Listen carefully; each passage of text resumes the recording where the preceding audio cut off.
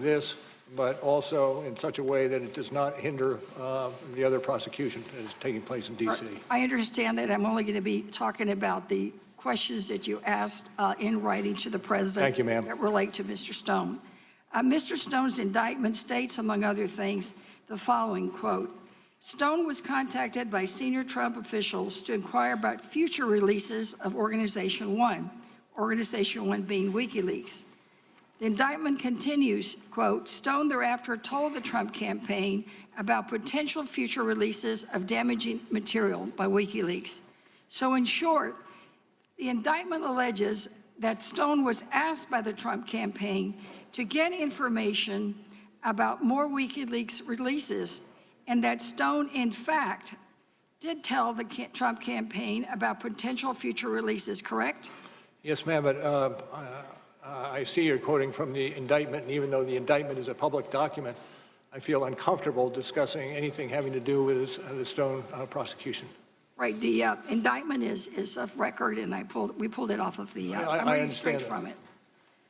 Well, turning back to the president's answers to your questions then on this very subject, the president denied ever discussing future WikiLeaks releases with Stone and denied knowing whether anyone else on his campaign had those discussions with Stone.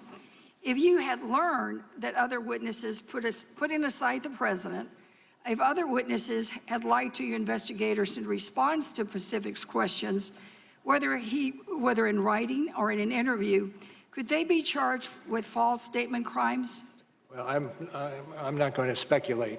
I think you're asking for me to speculate, given a set of circumstances. Well, let's put it more specific. What if I had made a false statement to an investigator on your team?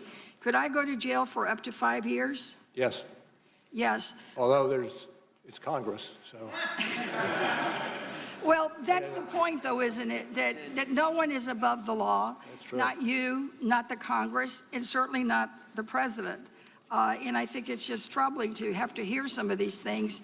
And that's why the American people deserve to learn the full facts of the misconduct described in your report, for which any other person would have been charged with crimes. So thank you for being here. And again, the point has been underscored many times, but I'll repeat it. No one is above the law. Thank you. Thank you, ma'am. The gentleman from North Dakota is recognized. Mr. Mueller, how many people did you fire? How many people on your staff did you fire during the course of the investigation?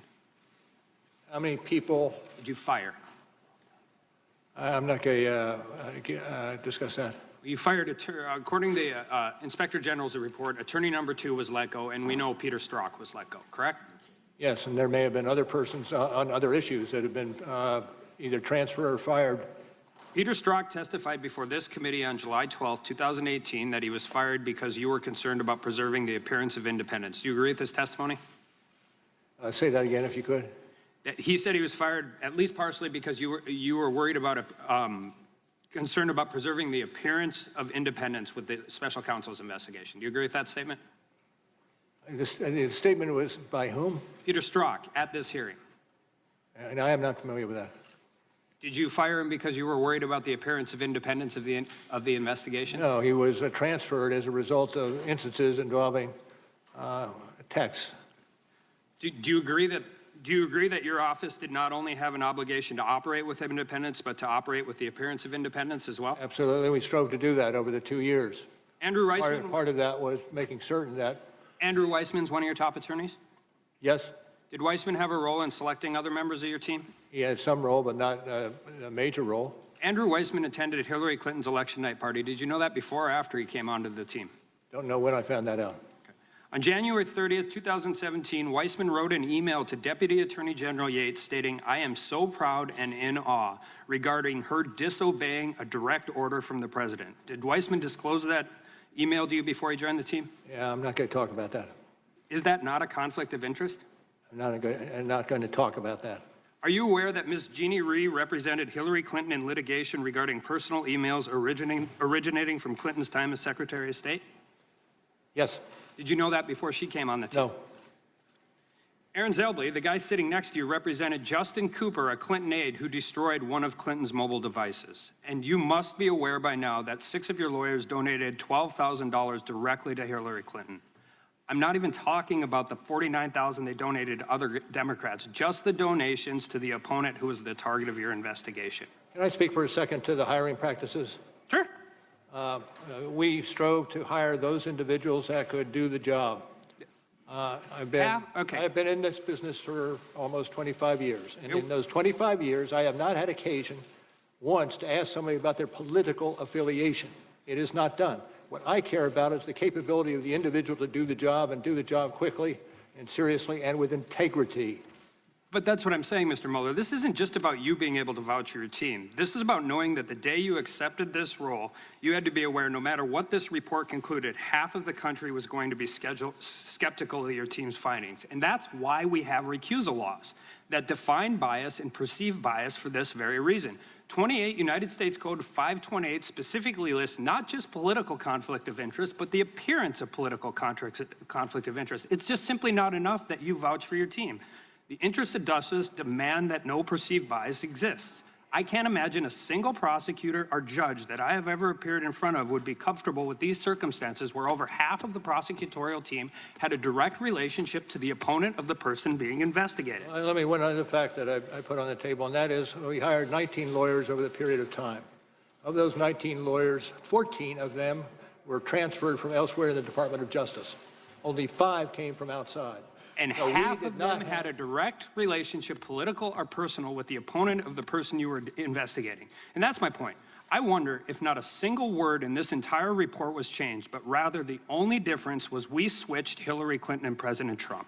If Peter Strzok had texted those terrible things about Hillary Clinton instead of President Trump, if a team of lawyers worked for, donated thousands of dollars to, and went to Trump's parties instead of Clinton's, I don't think we'd be here trying to prop up an obstruction allegation.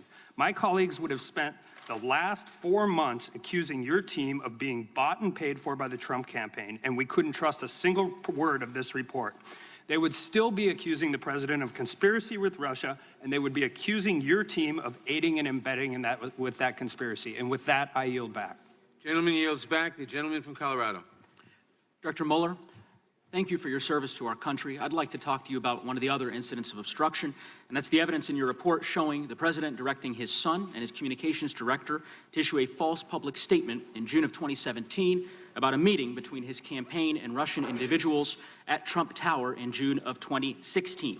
According to your report, Mr. Trump Jr.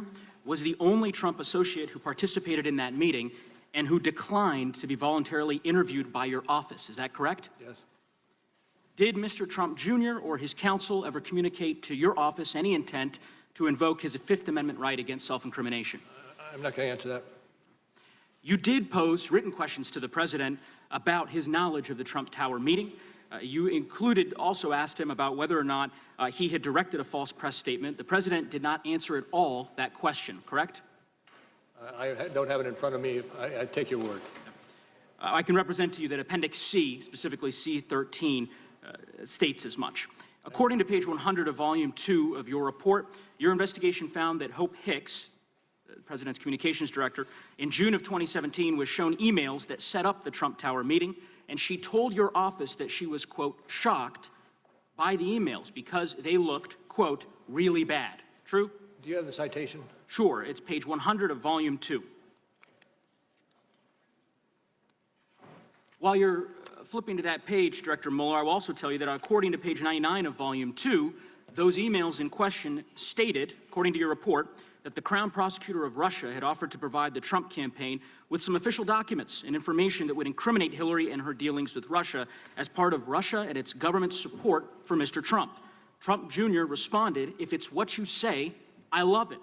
And he, Kushner, and Manafort met with the Russian attorneys and several other Russian individuals at Trump Tower on June 9th, 2016, end quote, correct? Generally accurate. Isn't it true that Ms. Hicks told your office that she went multiple times to the president to, quote, urge him that they should be fully transparent about the June 9th meeting, end quote, but the president each time said no, correct? Accurate. And the reason was because of those emails, which the president, quote, believed would not leak, correct? Well, I'm not certain how it's characterized, but generally correct. Did the president direct Ms. Hicks to say, quote, only that Trump Jr. took a brief meeting and it was about Russian adoption, end quote, because Trump Jr.'s statement to the New York Times, quote, said too much, according to page 102 of volume 2. Okay. Correct? Let me just check one thing. Yes. And according to Ms. Hicks, the president still directed her to say the meeting was only about Russian adoption, correct? Yes. Despite knowing that to be untrue. Thank you, Director Mueller. I yield back the balance of my own time.